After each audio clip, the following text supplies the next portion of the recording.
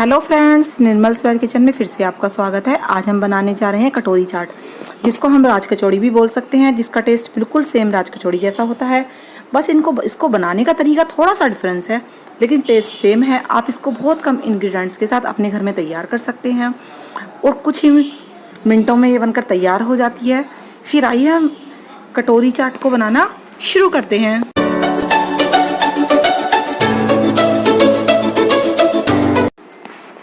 हमने ये आधा कप मैदा ली है।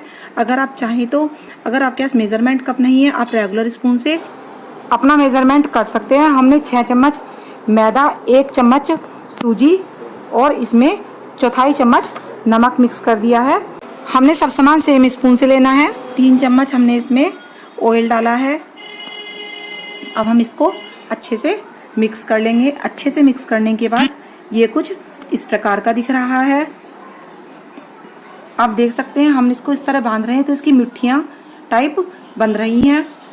अब हम थोड़ा थोड़ा पानी डालकर इसका एक टाइट डो लगा लेंगे। इसका डो हमने पूरी के डो जैसा लगाया है। आप देख सकते हैं किस प्रकार का लग रहा है।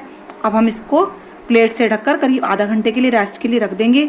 आधा घंटा हो गया है, हमारा आटा भी तैयार है। आप देख सकते हैं हम कटोरी के बाहर की साइड हमने अपनी ब्रश की हेल्प से ऑयल लगाया है। आप स्पून से भी लगा सकते हैं। आप जितनी बड़ी कटोरी बनाना चाहते हैं उस हिसाब से अपनी आटे की पेड़ी को बना लेंगे। मैंने अपनी आटे की पेड़ी को रोटी की पेड़ी जितनी ही बड़ी लिया है। हमने इस आटे से जो रोटी बनाकर तैयार करनी है उसको हम ना ही ज़्यादा पतली बनाएंगे ना ही मोटी बनाएंगे। इस प्रकार से हमने इसको बेल लिया है। ये कहीं से मोटी और कहीं से पतली भी नहीं होनी चाहिए। पहले मैं आपको इसकी मोटाई दिखाती हूँ कि इसकी मोटाई लगभग कितनी है। ये ना ही तो मोटी है और ना ही बहुत ज़्यादा पतली है। अब हम अपने फोक की हेल्प से इस प्रकार से इस पर छेद कर लेंगे। ऐसा करने से हमारी कटोरी अच्छे से सिक जाएगी और इसमें घी अंदर नहीं भरेगा। अब आप देख सकते हैं हमने अपनी रोटी जिस कटोरी पर घी लगाया था उसको उल्टी रख के इस प्रकार से हम अपने आटे को इसके ऊपर चिपका देंगे। चिपकाने के बाद हम, अगर हमारी रोटी हल्की सी छोटी रह गई है तो हम इस प्रकार से इसको इकसार कर देंगे और इससे जो एक्स्ट्रा आटा इसमें लगा हुआ है उसको हम इस प्रकार से इससे निकाल देंगे।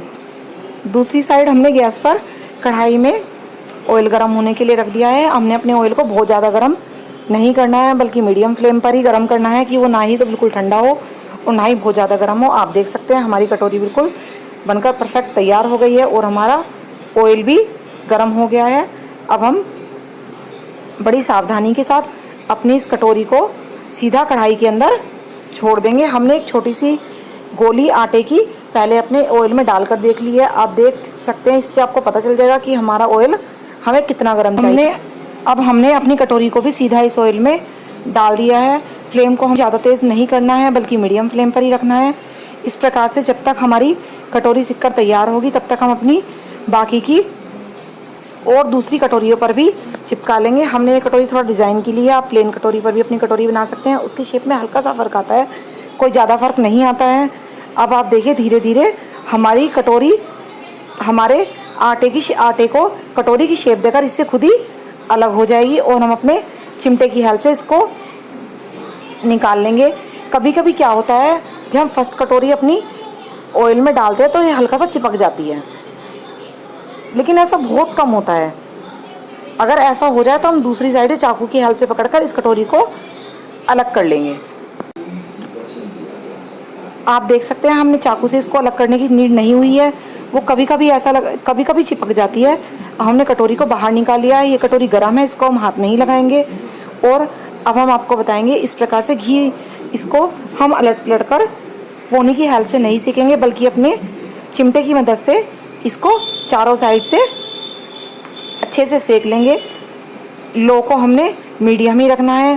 ज़्यादा तेज़ अगर हमारी कढ़ाई गर्म हो जाए, इसमें ऑयल गर्म हो जाए, तब हम अपनी फ्लेम को लो कर देंगे और इस प्रकार से चारों ओर से अलट पलट कर अपनी कटोरी को सेक लेंगे और फिर इसको कढ़ाई से बाहर निकाल लेंगे। हमने कटोरी चाट बनाने के लिए एक से ज़्यादा कटोरी का यूज़ करना पड़ेगा, वरना हमें एक कटोरी को ठंडे होने का थोड़ा वेट करना पड़ेगा। और हमने जो स्टार्टिंग में अपनी कटोरी के ऊपर घी लगाया था वो हमने पहली बार में ही लगाना होता है। दूसरी बार में हम जब उस पर अपना आटा चिपकाते हैं तो वो पहले ही ऑयल से लगी हुई होती है। इसके लिए हमने 2 से 3 कटोरी का यूज़ करना होगा। आप देखिए इस बार हमने प्लेन कटोरी पर अपनी कटोरी बनाई है। सेम वही प्रोसीजर हमने इसके साथ किया है। इसको हम जो एक्स्ट्रा आटा होता है इसको हम चाकू की हेल्प से भी कट करके अलग कर सकते हैं। इस प्रकार हम बीच अपनी कटोरी, जब हमारी पहली कटोरी सिकती रहेगी तभी हम अपनी कटोरियों को बनाकर तैयार कर लेते हैं। हम कटोरी का साइज़ कोई भी ले सकते हैं। कटोरी पर आटे को लगाने के बाद हम कांटे की हेल्प से इस पर भी हल्के हल्के छेद कर देंगे ताकि हमारी कटोरी अच्छे से अंदर से सिक जाए और ये कटोरी पर ना चिपके। हमने सेम उसी प्रोसीजर से अपनी कटोरी को फिर से कढ़ाई के अंदर डाल दिया है। हमने थोड़ा सा घी इसके अंदर भी डाल दिया है ताकि ये इजीली अपनी शेप के आटे को कढ़ाई में छोड़ दें। सेम इसी प्रोसीजर से हमने अपनी सभी कटोरियों को बनाकर तैयार कर लेना है। अगर आप कटोरी की शेप में नहीं बनाना चाहते बल्कि कचौड़ी ही बेलकर बनाना चाहते हैं तो हम छोटी छोटी रोटियों को बेल लेंगे और उनको इसी प्रकार से सेम कढ़ाई में सेक लेंगे। हमारी सभी कटोरियाँ बनकर तैयार हो गई हैं। एक्चुअली हमने कटोरियाँ इसलिए बनाया क्योंकि इनको बनाना तो बहुत ईजी होता है और कचौड़ी आप बनाते हैं वो कुछ फूलती हैं और कुछ बिना फूली रह जाती हैं और कटोरी चाट में तो सभी की शेप एकसार आती है। अब हम अपनी कचौड़ी के अंदर स्टफिंग भर लेते हैं। कचौड़ी के अंदर स्टफिंग भरने के लिए हमने ये मोठ उबाल कर रखा हुआ है। आप अगर मोठ नहीं डालना चाहते तो आप इसमें काले चने बॉईल करके हुए छोले डाल सकते हैं। आप इसमें छोटी छोटी मूंग दाल की पकौड़ियाँ बनाकर भी डाल सकते हैं, लेकिन मैंने यहाँ पर बूंदी का इस्तेमाल किया है। थोड़ी सी स्टफिंग इसके अंदर डालने के बाद हमने इसके ऊपर मीठी चटनी डाली हुई है। अगर आप मीठी चटनी की रेसिपी देखना चाहते हैं तो आप हमारी पिछली वीडियो मीठी चटनी की रेसिपी देख सकते हैं। इसके ऊपर अब हमने हरी चटनी डाली है। हरी चटनी डालने के बाद हमने ये आलू को बॉईल करके उसके छोटे छोटे पीस कर लिए हैं। अब हम इसको इसके ऊपर डाल देंगे। इसके ऊपर डालने के बाद हम दोबारा से थोड़ी सी मोठ इसके ऊपर डालेंगे। स्टफिंग आपका मन है, आप इसके अंदर कुछ भी फिलअप कर सकते हैं। थोड़ी सी बूंदी हमने वापस इसके ऊपर डाल दी है। बूंदी की जगह आप मूंग दाल की पकौड़ी का यूज़ कीजिए अगर आपके पास अवेलेबल है। अब हम थोड़ी सी दही, जिसमें हमने आधा छोटा चम्मच बूरा को मिक्स किया हुआ है, हल्की सी दही मीठी हो जाती है तो इसका टेस्ट कचौड़ी में और भी अच्छा आता है। इस प्रकार से सब चीज़ों को डालकर हम अपनी कचौड़ी को तैयार कर लेते हैं।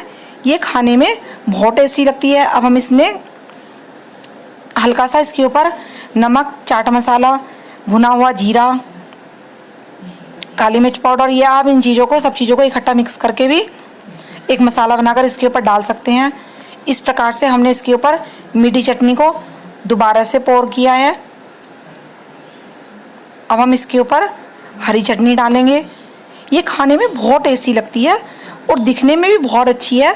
अगर आप इसके ऊपर चाहें तो अदरक को बारीक बारीक चॉप करके और अनार के कुछ दाने भी डाल सकते हैं।